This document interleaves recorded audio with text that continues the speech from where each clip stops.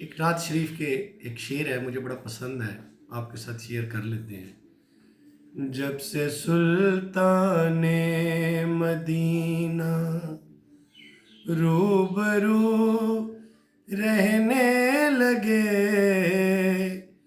میری آنکھوں کے دریچے باوضو رہنے لگے، جب سے سلطان مدینہ۔ ویسے تو مکمل نعت ہے یہ، لیکن یہ شعر مجھے ذرا پسند تھا، میں نے کہا ایک بات چل رہی ہے آپ کو وہ سنا دیتے ہیں ترنم میں۔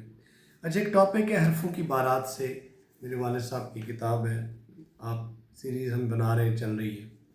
اسے فرماتے ہیں آنسوؤں سے غسل۔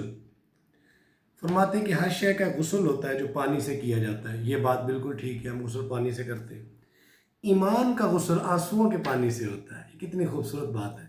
انسان پشیمان ہوتا ہے، گناہوں کی توبہ کرتا ہے، گناہوں میں ڈوبا ہوا انسان جب محسوس کرتا ہے کہ میں اب گناہ کو ترک کر دوں، چھوڑ دوں، پھر اس کے آنکھوں سے آنسو نکلتے ہیں، اسے کہتے ہیں یہ ایمان کے آنسو ہیں۔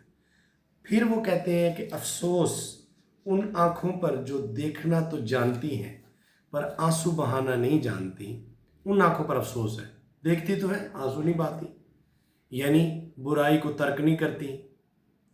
ہر آنکھ میں سرخ ڈورے ہوتے ہیں جو نظر کے غلط استعمال سے چھپ جاتے ہیں، جب پشیمانی کے آنسوؤں سے آنکھیں دھل جاتی ہیں تو وہی سرخ لکیریں پھر سے نظر آنے لگتی ہیں۔